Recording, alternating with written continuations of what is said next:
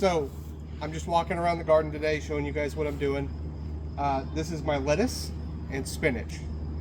That's all lettuce now. So lettuce is doing great, as you can see. I've got like 3 or 4 different varieties in here. I've got a red lettuce. It's red romaine, and it needs to be harvested real bad. But I've also got bib lettuce and stuff in here. And then I've got arugula. And then over on this one was originally mixed herbs and spinach, but all the spinach is dead. It got knocked over during a really bad storm we had with like 80-mile-an-hour winds. And so the only thing growing in here is my assorted. I did just like 5 or 6 different types of lettuce, and I did a mix, and it's growing. But luckily, some of my spinach is starting to come back. But you can see like the original leaves aren't doing so great. But my parsley's doing okay, and looks like my cilantro also died. So this is my tomatoes and peppers with radishes and marigolds. Before I tell you everything about it, we had a neighbor who had 2 trees cut down at our old house. Like an idiot, I took all of the logs, and we ended up having to move them from our old house to this house. And it was a pain in the ass, wasn't it, wife? Indeed. Yes. We ended up just putting them in the back of a U-Haul because it was the highest, like largest capacity truck we could get. And so we just took them and put them into rectangles in the yard. We ended up with 3. They're really great. Like, honestly, they look really good. Oh, 4. Sorry, 4. You're right. And so all along this line, I have assorted tomatoes. Half of which I started here, half of which I bought at our local nursery. And then I also just threw radish seeds in there because my dad likes to eat radishes. And then in the middle, across the entire line, I have marigolds to help bring in, pollinators mid-season. And then on this side is peppers, and then at the end I have 2 more tomato plants. My dad, I don't like slicing tomatoes. I usually make sauce or use them for cooking. And so I eat like the little ones or the medium-sized paste ones, but the end ones are slicers for my dad and my wife because that's what they like on their gross stuff. Okay. One more thing, I'm making so I was going to try using a Florida weave for my tomatoes, which is what this is, where I go in and out, but I didn't plant them straight enough. So what I'm going to end up doing is I'm doing a paracord across the top, and then I'm going to use this twine, and I'm going to cut lines on each one. And I'm going to tie a heavy nail at the end of each one and then clip the individual tomato plants up it. That's what I'm going to do, and we'll see if that works. I did have a really nice setup where I had like 10-foot conduit, and it went in a 3/4 of a square across, and we had a net. But if you look up, you'll see we have cables running all across the top of our backyard, and so we have to be really careful with what we do. So this is going to be my temporary solution, and if not, I'll just let them run into the yard. Okay, so this whole part of the yard, if you want to get a shot of this whole part of the yard, my dad used last year for just a ground garden, where basically he took straw on this entire like 1/4 of the yard and killed everything. Then he built mounds like that little spot right there and planted stuff and let it grow on top, and it worked really good for him. It was just a little too chaotic for me, and my dogs would dig it up. So I had to get a little bit more organized. This bed is on the far half here is red onions, spaced about 2 inches apart in each direction using sets. And as you can see, they're growing up pretty well. And then at the end there, I've got some tomatillos, and my dad is having me plant some more red onions in this part. Sadly, I'm having to do most of the gardening myself. My dad can't do it because he's having health problems, and that's made it rough, but especially with the logs and everything, they're super heavy. So this is one of my dogs, Tiny, or as you might know her, Tinus Pupicus. She digs everything, and so does my other dog, Leela, over there. She's hiding because she did a bad thing, and she made a huge mess. Okay, so this next part we're going to talk about is my corn. Originally, my corn was this part over here, but I had some issues with my dogs digging it up. We'll look at that when we go over there. But this year I'm doing popcorn. you really only should do one type of corn every year, be it popcorn or grinding corn or sweet corn. You should never mix them, or you'll end up with some weird variety that isn't going to work for any of it. So this is Japanese hulless corn over here, and it's I got it from my gardener, but sadly one of my dogs went a little crazy and I lost a lot of it and didn't have time to order more. So I went to the store and picked up some gem corn, which is a different type of popcorn. And what I did is I took the trellis from my bean bed and laid it down, and it keeps my dogs from digging at it because it hurts their paws. So all it is a cage for like cattle. It's a cattle panel that we zip tied in the middle because it was a trellis originally. And what I did is I took every other like in a checkerboard pattern. I put a little bit of high nitrogen fertilized soil and put the kernel in that soil, and now I'm just keeping it wet for the next 5 or 6 days. Luckily it's rained every day, so I really haven't had to do much. If you want to walk over here, I'll show you the other corn bed. So this is my original corn bed. As you can see, the dogs aren't really messing with it past where it starts, but this was all also corn. In fact, there's a corn kernel right there that's been destroyed.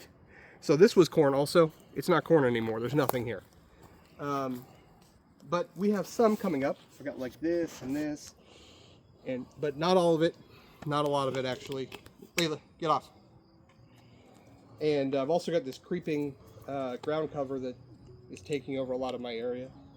And then I had to yell at Layla earlier because she totally destroyed this end. I don't know if you can see how deep this hole is. It's a little deep. And I don't care. She digs. That's fine. She's a dog. But I wish she would dig in different places. Okay. This bed is like the what's left bed. So I have on the end just cucumbers. It's basically the vine bed. So it's cucumbers and then pole beans along the outside. And obviously I got some leaf or some other random seeds in there, like maples and stuff I'm gonna have to get up. But originally it had this big trellis in the middle and it was gonna shadow out everything else. I've also got some curly parsley for my dad, it's his favorite. And then I've got watermelon seeds in the end for my son. Boy can eat a whole watermelon. He can't eat a whole watermelon. They're sugar babies, so they're the size of his head.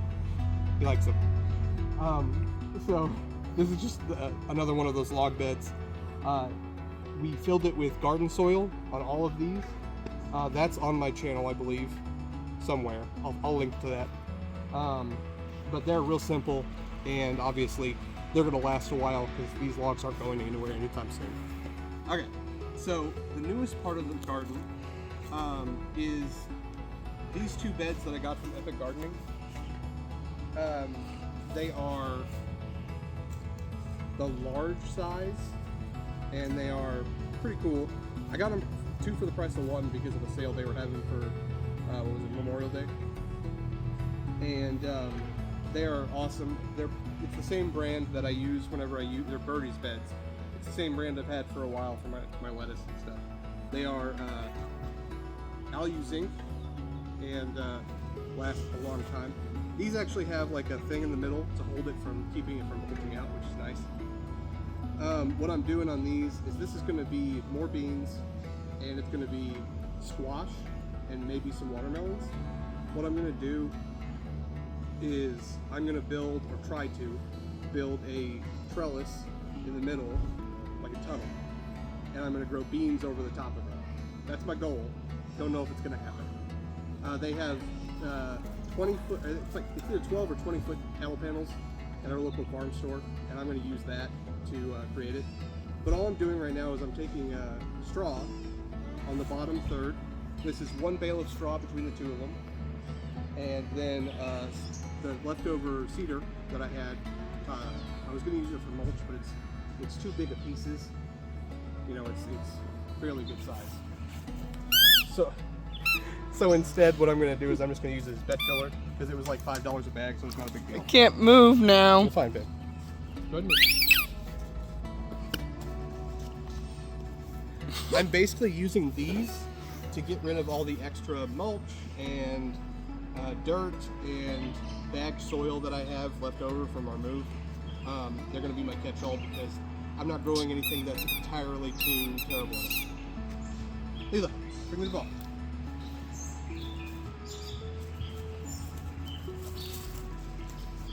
There she goes. There you go. So, across the yard, I've installed a lot of fruit trees and a couple of blueberry bushes. So these two are blueberry bushes right here. I got them from Stark Brothers, and they were incredibly small when I got them. And also, one of my dogs ate all the leaves off of them, so we caged them, and they're doing better. This is one of my 5 apple trees. They are assorted varieties. She wants attention.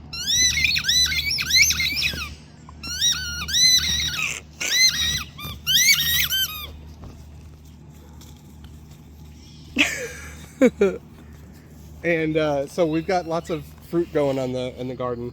Sadly, we actually went by the old house to see, because they were done remodeling it. They're about to sell it, and there were cherries on my cherry tree for the first time, and I was so sad. So we have just potatoes left. Okay, last thing. The kids are about to attack us, but I want to talk about my potatoes. This is our last log bed. It's the lowest of the 4. It's got just dirt. Doesn't have anything special in it. We just lined up organic potatoes from Walmart. Come here, Xander. Come here. So they're not seed potatoes. They're just organic potatoes. We mixed up red. It was red and gold, right? Yeah. And we just threw them down, pushed them into the dirt, and then as they started growing, we threw straw on them. I've got extra right here, and yeah. So anyway. So basically, as they grow, you just throw more and more straw on them, and they'll just keep growing tubers as they go up. And so we're hoping to get quite a few out of there. That was my dad's. I wasn't going to do any this year, but my dad really wanted me to do some, so that's what I'm doing. Okay. So I'm also doing a new experiment. These are shiitake inoculated logs. I've got like 3 or 4 more that I'm going to just pile up here under this tree so they stay in a kind of damp place. And hopefully in a couple of years I'll have shiitake mushrooms. That'll be cool. And then I've also got mushrooms inoculated in my tomato bed. This is an apple tree. We've had to use bricks on the bottom to keep my dog from digging it out. Same thing with that one over there. And then my best looking grapevine I planted this year, and it's already like, what, 2-3 feet higher than it was? And it's attaching to my vine, or my fence. I'm gonna have it go out in either way. And it's seedless Concord grapes that I can make jelly and juice out of. Okay, ready? Okay, thank you guys for watching, and I'm gonna go cook dinner for the kids because they don't want me to make videos anymore while my wife pushes my son on the swing. Right, Xander? And right, how you doing? Good. Good. Everyone's doing good. We hope you have a great summer. If you're gonna get out there and garden and you have questions, let me know. If I don't know, I'll look it up for you. I'll talk to you guys later. Mouths out.